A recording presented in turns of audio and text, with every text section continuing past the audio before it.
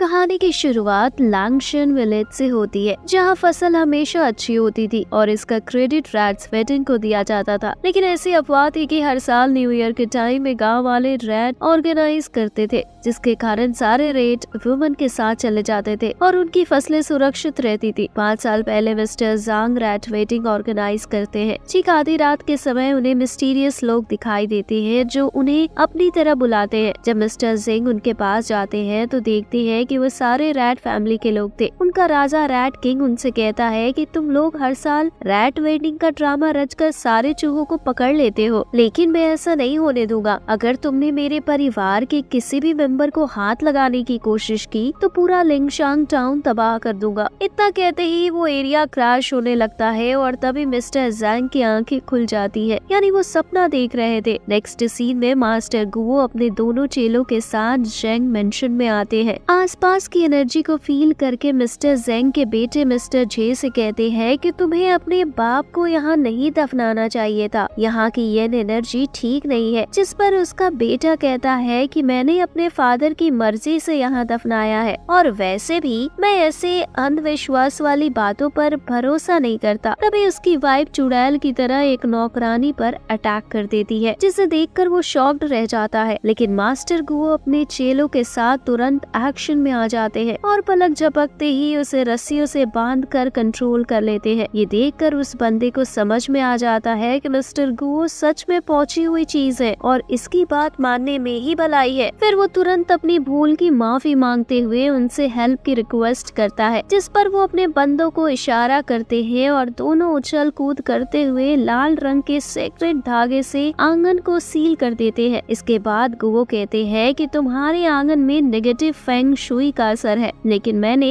ये एनर्जी को सील करके रैट वुमन को टेम्पररी कंट्रोल कर लिया है। फिर भी उसका परमानेंट सॉल्यूशन ढूंढने के लिए मुझे थोड़ा वक्त चाहिए। फिर जाते जाते वो उसे बताते हैं कि मुझे फील हो रहा है कि तुम्हारी वाइफ बहुत जल्द मरने वाली है। ये सुनकर बंदा सैड हो जाता है और रूम में जाकर देखता है तो उसकी वाइफ कागज के टुकड़ों पर अपना नाम लिख रही होती है। ये देखकर वो पूछता है कि वो ऐसा क्यों कर रही है, जिस पर वो कहती है कि वो आज जाने वाली है। फिर सीन चेंज होता है और हम मिस्टर गुओ के दोनों चेलों को रैट वुमन की तलाश करते देखते हैं। तभी अचानक उन्हें कोई भागता हुआ दिखाई देता है और वो दोनों भी रैट वुमन कहते हुए उसके पीछे भागने लगते हैं। इधर मिस्टर गुओ किसी के साथ मिस्टर जे के बारे में पूछता है कि वो एक ऐसा इंसान है, जिस पर वो उसे बताता है कि जे एक भिखारी था जिसे मिस्टर जेंग ने अडॉप्ट किया था। उनकी मौत के बाद वही उनकी प्रॉपर्टी का मालिक है और उसकी वाइफ एक विधवा की तरह जीती है। अभी उनकी बात खत्म भी नहीं हुई थी कि दोनों चेले दौड़ते हुए आते हैं और बताते हैं कि उन्होंने रैट वुमन को जेंग मेंशन की तरफ जाते हुए देखा है। उधर रैट मेंशन में मिस्टर जे को हैलुसिनेशन होता है। कभी उसे अपने रूम में घोस्ट दिखाई देता है तो कभी अपनी वाइफ को ही घोस्ट की तरह बिहेव करते देखता है। इस बात से वो घबरा जाता है और तभी वहाँ मिस्टर गुओ अपने चेलों के साथ पहुँच जाते हैं। उन्हें देखकर जे अपनी वाइफ के नाम लिखे हुए पेपर्स को दिखाते हुए बताता है कि ये मेरी वाइफ का नाम है, फ्लेयर। मास्टर उन पेपर्स को देखकर कहते हैं कि रैट वुमन ने तुम्हारी वाइफ को पॉजेस कर लिया है और आज वो उसे लेने आ रही है। आज रात तुम्हारी वाइफ का बचना मुश्किल है। ये सुनकर जे घबरा जाता है और उनसे कोई उपाय ढूंढने की रिक्वेस्ट करता है, जिन पर गुओ उससे पूछते हैं कि फ्लेयर की यह हालत कब से है। तब जे उन्हें बताता है कि 7 दिन पहले की बात है। मैं और मेरी वाइफ शादी की रस्म पूरी करने के लिए उसके पेरेंट्स के यहाँ गए थे, जहाँ बिल्कुल अंधेरा था। तब मेरी वाइफ ने एक कैंडल जलाया और हमने देखा कि उसके पेरेंट्स एक जगह चुपचाप बैठे हुए थे। मेरी वाइफ उन्हें उठाकर खाने के टेबल तक लाई, पर उनमें से किसी ने भी खाना नहीं खाया और न ही हमारी बात का जवाब दिया। फिर मुझे अजीब सा फील होने लगा, जिसके बाद मेरी वाइफ ने मुझे कुछ देर के लिए वहाँ से जाने को कहा और जैसे ही मैं वहाँ से उठा मुझे अपनी वाइफ के रोने की आवाज सुनाई दी। फिर जब पलट कर देखा तो उसके पेरेंट्स वहाँ से गायब हो गए थे और उनकी जगह उनका मेमोरियल नेम प्लेट रखा हुआ था। बस तभी से वो इस हालत में है और अब आप ही हमें बचा सकते हैं। उसकी पूरी बात सुनने के बाद मास्टर गुओ कहते हैं कि मैं तुम्हारी वाइफ को तो तभी बचा पाऊंगा जब मुझे रैट वुमन का रियल फॉर्म मिल जाएगा, लेकिन इसके लिए मुझे लिंगशांग टाउन जाना होगा। कि कहकर वो अपने चेले शेर से जैंग मेंशन में रहकर मैडम फ्लेयर की रक्षा करने को कहते हैं और दूसरे चेले शी को अपने साथ लिंगशांग टाउन ले जाते हैं। अब हम लिंगशांग टाउन को देखते हैं जहाँ मास्टर गुओ शी के साथ घूम रहे होते हैं। तभी कुछ लोग बात करते हैं कि गुआन फैमिली ने रैट वुमन को प्रोवोक कर दिया है, जिसकी वजह से अब हम सब पर मुसीबत आ सकती है। ये सुनकर वो दोनों गुआन मेंशन की तरफ जाते हैं जहाँ लोगों की भीड़ लगी थी। पूछने पर एक औरत बताती है कि गुआन फैमिली ने रैट वुमन का विरोध किया था, जिसकी वजह से पहले तो उनकी नौकरानी रहस्यमयी तरीके से गायब हो गई। अब उनके बच्चे के पहले बर्थडे पर उसे अजीबोगरीब बीमारी हो गई है और उसके बाजू में घोस्ट साइन बन गया है। ये सुनकर दोनों नजदीक से देखने के लिए आगे जाते हैं जहाँ गुआन फैमिली तांत्रिक से झाड़ फूक करवा रहा होता है। तभी अचानक उनके फसलों के देवता की मूर्ति गिर जाती है, जिसे अपशगुन मानकर तांत्रिक डर जाता है और कहता है कि रैट वुमन बहुत पावरफुल है, हम उससे नहीं निपट सकते। बच्चे का बाप परेशान होकर कहता है कि ऐसा कुछ नहीं है, बच्चे को मामूली सी बीमारी है। लेकिन कोई उसकी बात नहीं सुनता और सब लोग उसे गांव छोड़कर जाने को कहते हैं। तब मास्टर गुओ कहते हैं कि मैं तुम्हारे बच्चे को ठीक कर सकता हूँ। ये कहकर वो उससे कुछ कपूर मंगवाते हैं और उसकी राख बच्चे के जख्म पर लगा देते हैं, जिससे बच्चे को काफी आराम मिलता है और वो रोना बंद कर देता है। ये देखकर बच्चे के पेरेंट्स खुश हो जाते हैं और उम्मीद करते हैं कि मास्टर गुओ उन्हें इस मुसीबत से छुटकारा दिलाएंगे। इस पर मास्टर गुओ कहते हैं कि पहले मुझे घर के अंदर जाकर छानबीन करनी होगी, तभी कुछ बता सकता हूँ। ये कहकर वो अपने चेले के साथ घर के अंदर जाते हैं जहाँ एक कमरा बंद था। उसे खोलकर जैसे ही वो सब अंदर घुसते हैं उन्हें तेज बदबू महसूस होती है, जैसे कोई सड़ी हुई लाश हो।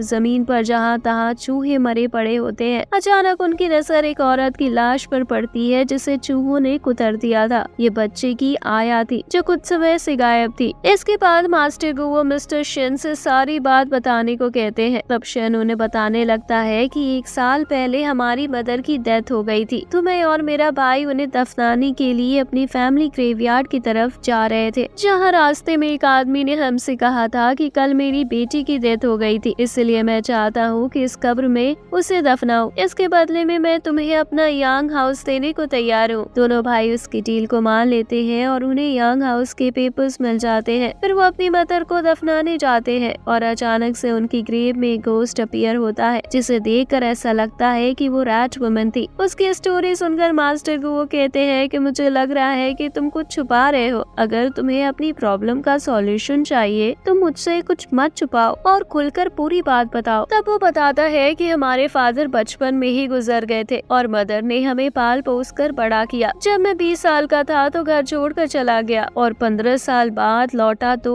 अपनी माँ के लिए एक नया घर खरीदा, जिसमें हम सब बड़े आराम से रहते थे। लेकिन मेरे छोटे भाई की लालच ने हमारे परिवार को उजाड़ दिया। एक दिन उसने मुझसे कहा कि उसने गांव में एक बहुत ही अच्छे यंग एनर्जी वाले घर को देखा है, जिसका मालिक उन्हें बेचने के लिए तैयार है। अगर हम उस घर में अपने फादर की ग्रेव को ट्रांसफर कर देंगे तो उससे हमारे घर में बहुत पैसा आएगा। मुझे उसकी बात पर विश्वास नहीं था, इसलिए मैंने इनकार कर दिया। लेकिन उसके कहने पर माँ ने भी मुझ पर दबाव बनाया और मुझे उनकी बात मानकर राजी होना पड़ा। इसके लिए वो मुझे उस घर के मालिक के पास भी लेकर गया, जो एक किसान था। लेकिन किसान ने घर बेचने से इनकार कर दिया। लेकिन मैंने हार नहीं मानी और चुपके चुपके प्लान बनाता रहा। हमारा गांव खेती पर डिपेंड था, इसलिए हर साल गांव वाले फसलों के देवता की फोटो अपने घर के दरवाजे पर लटकाते थे, जिसमें उन्हें रैट वुमन को कुचलते हुए दिखाया जाता था। लोगों की इसी मान्यता का फायदा उठाकर उसने चारों तरफ ये अफवाह फैला दी कि किसान के घर में रैट वुमन रहती है। बस फिर क्या था, लोगों का गुस्सा फूट पड़ा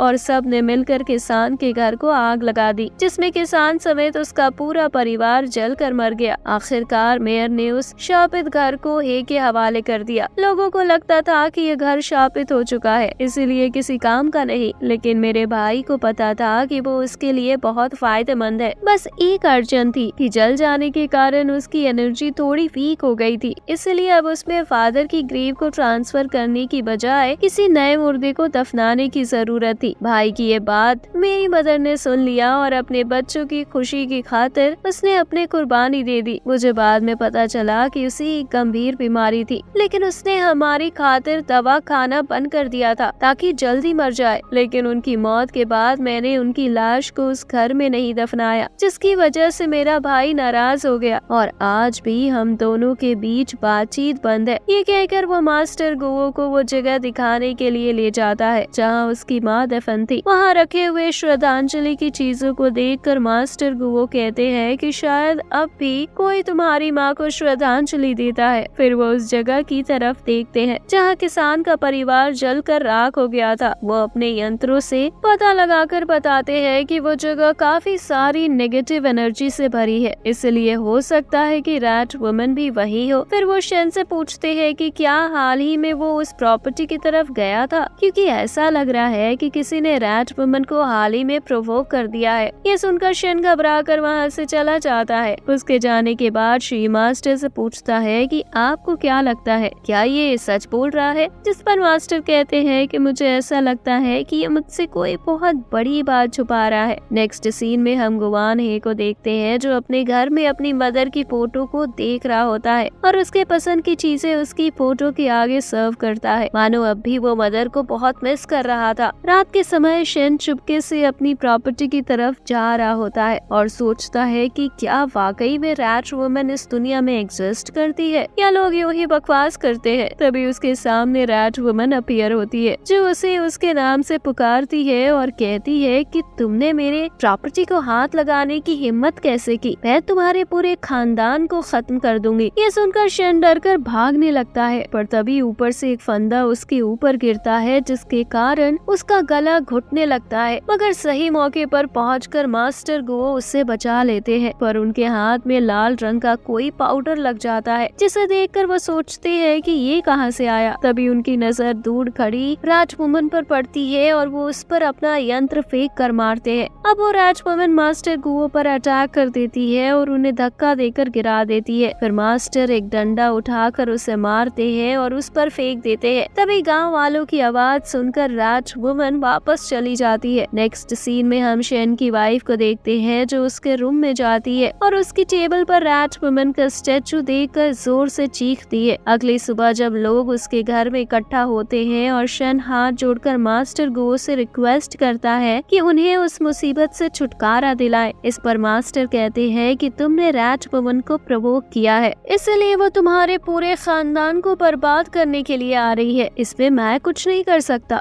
नेक्स्ट सीन में हम मास्टर गुओ और शी को किसान की प्रॉपर्टी के पास झाड़ियों में छुपकर वेट करते हुए देखते हैं। तभी शेन वहाँ आता है और सीधा प्रॉपर्टी के अंदर चला जाता है। इधर शी मास्टर से पूछता है कि क्या वाकई रैट वुमन ने प्रॉपर्टी पर कब्जा किया हुआ है, जिस पर वो कहते हैं कि दुनिया में घोस्ट और देवता जैसी कोई चीज नहीं होती, लोग सिर्फ अपने झूठ को छुपाने के लिए उनका इस्तेमाल करते हैं, बस देखते जाओ, आज रात सारी मिस्ट्री से पर्दा उठने वाला है। उधर प्रॉपर्टी के अंदर जाकर गुवान शेन रैट वुमन को सुनाते हुए कहता है कि तुम मेरे पूरे परिवार को बर्बाद करना चाहती हो, तो चलो मैं आज ये किस्सा हमेशा के लिए खत्म ही कर देता हूँ। आज मैं इस पूरी जगह को आग लगा दूंगा और अपने साथ तुम्हें भी खत्म कर दूंगा, फिर तुम मेरे परिवार का बाल भी बांका नहीं कर पाओगे। ये कहकर वो चारों तरफ तेल छिड़कने लगता है। तभी बाहर छुपे मास्टर और शी को गुवान हे दिखाई देता है। मास्टर उससे पूछते हैं कि क्या तुम अंदर नहीं चलोगे ये देखने के लिए कि तुम्हारा भाई अंदर क्या कर रहा है, जिस पर वो कहता है कि मुझे नहीं जाना। उधर किसान के घर के अंदर अचानक शेन के सामने मेयर आ जाता है, जिसे देखकर शेन चौंक जाता है। इस पर मेयर कहता है कि तुम्हें क्या लगा था, मुझे कुछ नहीं पता, मुझे तो तुम पर उसी दिन से शक हो गया था जब मैंने तुम्हारे घर में तुम्हारा वांटेड वाला पोस्टर देखा जिसमें तुम डाकुओं के गिरोह के दूसरे अहम मेंबर थे। तभी मैं समझ गया था कि तुमने लूटा हुआ खजाना यहाँ छुपाया है और मैं तो तुम्हारा काम उसी दिन तमाम कर देता, लेकिन बीच में मास्टर गुओ आ गए और मुझे भागना पड़ा, पर आज मैं तुम्हें मार कर ये सारा खजाना ले लूंगा। ये कहकर वो उस पर अटैक कर देता है जिससे शेन घायल होकर गिर जाता है। तभी रैट वुमन मेयर पर अटैक करके उसे मार डालती है, लेकिन मास्टर और शी भी अंदर आ चुके थे, जिन्हें देखकर रैट वुमन भाग जाती है। तो मास्टर गुओ शेन से कहते हैं कि अगर तुमने सारी बात मुझे पहले बता दी होती तो आज तुम्हारा ये हाल नहीं होता। अब तक गुवान हे भी अंदर आ चुका था। उन सबको देखकर शेन कहता है कि जेल से निकलने के बाद मैं सीधा उस जगह पर गया जहाँ मैंने अपना खजाना छुपाया था, लेकिन वहाँ किसान ने अपना घर बना लिया था। मैंने उस घर को खरीदने की भी कोशिश की, लेकिन वो नहीं माना और तब मैंने रैट वुमन की की अफवाह उड़ाकर गांव वालों को उकसा दी, जिसके बाद उन्होंने किसान के परिवार समेत उसका घर जला दिया। लेकिन मुझे मेरे लालच की सजा मिल चुकी है, इसलिए अब मैं अपनी माँ के पास जा रहा हूँ कि कहकर वो दम तोड़ देता है और उसका छोटा भाई गुआन है फूट फूट कर रोने लगता है। नेक्स्ट सीन में गुओ और शी रैट वुमन की फुटप्रिंट को फॉलो करते हुए उस जगह पहुँच जाते हैं जहाँ एक आदमी रैट वुमन का गेटअप पहने था। वो अपना मास्क उतार कर रख देता है और अपने सभी फैमिली मेंबर्स को श्रद्धांजलि देने के बाद एक चाकू उठाकर सुसाइड करने वाला होता है। लेकिन तभी शी अपने धागे से उसे रोक देता है, जिससे नाराज होकर वो उस पर अपने चाकू से अटैक करता है। लेकिन शी किसी तरह बच जाता है और आवाज देकर अपने मास्टर को बुला लेता है। मास्टर आते ही अपनी मार्शल आर्ट का कमाल दिखाते हैं और बहुत जल्दी वो बंदा काबू में आ जाता है। मास्टर के पूछने पर वो बताता है कि मेरा नाम शुशुआन है और मैं ही वो किसान हूँ जिसके परिवार को रैट वुमन के बहाने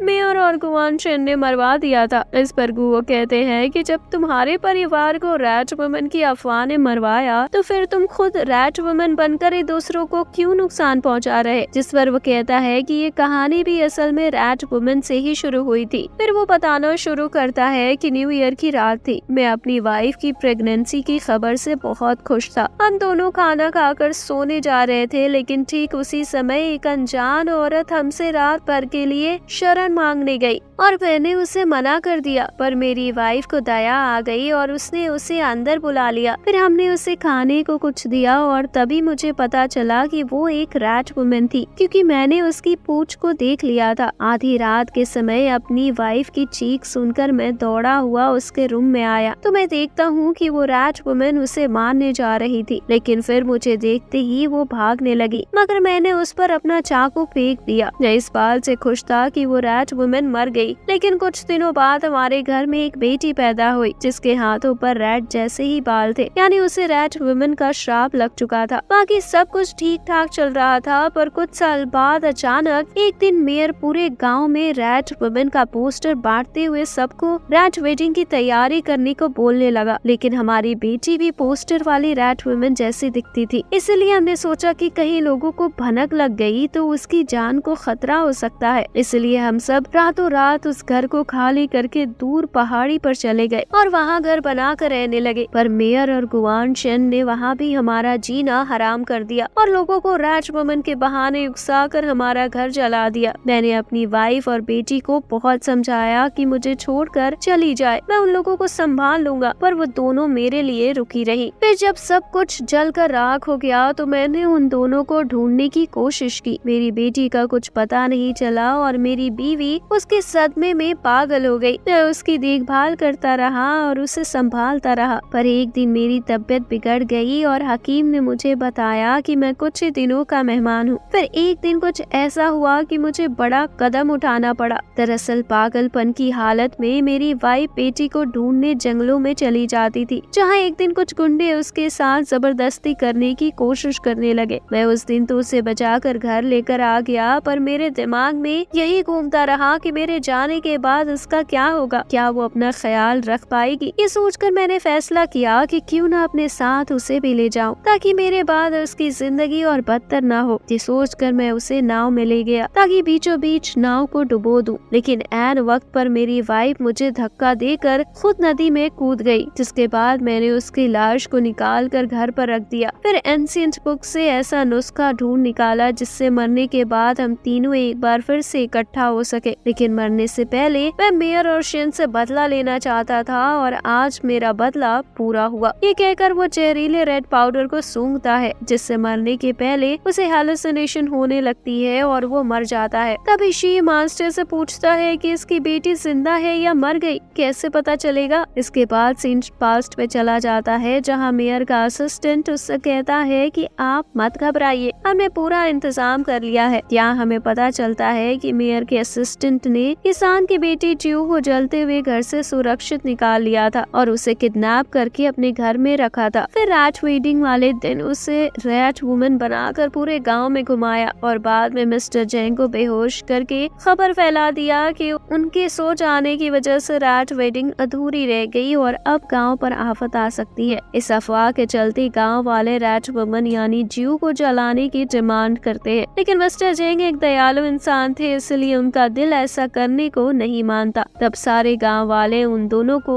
हमेशा के लिए गांव से निकाल देते हैं। नेक्स्ट सीन में हम देखते हैं कि मिस्टर जेंग के कारण ज्यू को एक नई जिंदगी मिलती है, इसीलिए वो उनका थैंक्स करती है और अपने माँ बाप की तलाश करने वापस लिंगशान टाउन चली जाती है। यहाँ तक की कहानी सुनकर शी ज्यू से पूछता है कि फिर तुमने जैंग जे से शादी कर ली और उसके खाने में ड्रग मिला दिया जिससे उसे हैलुसिनेशन होने लगे। इस पर वो कहती है कि हाँ, मुझे खबर लगी कि जे ने मिस्टर जेंग को मार डाला है, तो मैं सच का पता लगाने के लिए उसके पास गई और मिस्टर जेंग की प्रॉपर्टी का लालच देकर जे के साथ सगाई कर ली और पॉजेस होने का नाटक रचा। अब मास्टर गुओ पूछते हैं कि तुम्हारे फादर मरते दम तक यही करते रहे कि उन्होंने रैट वुमन को मारा था जिसका शाप तुम्हें लगा। ये बात समझ नहीं आई। तब वो बताती है कि मेरे फादर ने असल में एक साधारण औरत को मारा था जो रैट वुमन नहीं थी, लेकिन इस गिल्ट के कारण उन्हें लगता था कि उन्होंने सच में रैट वुमन को ही मारा है, जबकि मेरी माँ ने मुझे सब कुछ सच सच बता दिया था। अब सारी बातें क्लियर हो चुकी थी, इसलिए मास्टर कहते हैं कि लिंगशान से वापस चलो, अब क्लाइमैक्स का टाइम आ गया। नेक्स्ट सीन में फिर से जिंग मेंशन को दिखाया जाता है जहाँ मास्टर और उनके दोनों चेले मिस्टर जे की प्रोटेक्शन का ड्रामा करते हैं। तभी खिड़की पर रैट वुमन की परछाई दिखती है जो जंगल की तरफ भागती है। सब लोग उसके पीछे पीछे भागते हैं और तभी जे की नजर एक पेड़ से लटकती हुई लाश पर पड़ती है। वो कहता है कि मेरी वाइफ की लाश है। इस पर मास्टर को वो कहते हैं कि मैंने रैट वुमन की एसेंस तो मिटा दी, लेकिन तुम्हारी वाइफ को नहीं बचा पाया और मुझे लिंगशान में रैट वुमन का रियल फॉर्म नहीं मिला, इसलिए मुझे इस बात का बहुत अफसोस है कि मैं तुम्हें भी नहीं बचा पाऊंगा क्योंकि रैट वुमन अपना बदला लेकर रहेगी। ये सुनकर जे परेशान हो जाता है। मास्टर गुओ चुपके से शेयर को उस पर नजर रखने और पुलिस को खबर करने को कह देते हैं क्योंकि उन्हें विश्वास था कि जे आज की रात ही एक्शन लेगा। नेक्स्ट सीन में हम देखते हैं कि मिस्टर जे घर से निकलकर उस जगह जाता है जहां उसने मिस्टर जेंग को कैद करके रखा हुआ था। इधर मास्टर गुओ जी और शी छुपकर सब देख रहे होते हैं और उधर जे मिस्टर जेंग से खजाने का पता पूछ रहा होता है। वो कहते हैं कि मेरे पास कोई खजाना नहीं है तो तुम्हें कहां से दूं, जिस पर जे को विश्वास नहीं होता और वो कहता है कि मैंने तुम्हारे लिए पहले से ही कब्र खोद कर रखा है। गांव वालों की नजरों में तुम पहले ही मर चुके हो, इसलिए चुपचाप खजाने का पता बता दो वरना ये गड्ढा तुम्हारी असली कब्र बन जाएगा। ये कहकर वो उसे गड्ढे में धक्का देने वाला होता है, लेकिन तभी पुलिस वहाँ पहुँच जाती है और फिर वही होता है जो अक्सर क्लाइमैक्स में होता है। विलन अरेस्ट कर लिया जाता है और पुलिस गाँव वालों को अंधविश्वास से दूर रहने की नसीहत करता है। फिर लास्ट सीन में ऑल इज वेल हो जाता है। जियो को उसके गॉडफादर मिस्टर जेंग मिल जाते हैं और एक नई जिंदगी शुरू करने का मकसद भी। तभी शी मास्टर से आखिरी सवाल पूछता है कि आप जादू टोना और अंधविश्वास जैसी चीजों का विरोध करते तो फिर आपकी नजर में फेंग शुई क्या है? जिसके जवाब में मास्टर कहते हैं कि असली फेंग शुई वो होता है जो इंसान की भलाई के लिए हो। अगर साफ दिल और साफ नीयत से कुछ भी देखो तो प्रकृति तुम्हें सही डायरेक्शन देती है। यही है असली फेंग शुई और मूवी यही खत्म हो जाती है। तो एक्सप्लेनेशन अच्छी लगी हो तो वीडियो को लाइक कर देना और अब तक ये नेक्स्ट वाली वीडियो भी जरूर देख लेना।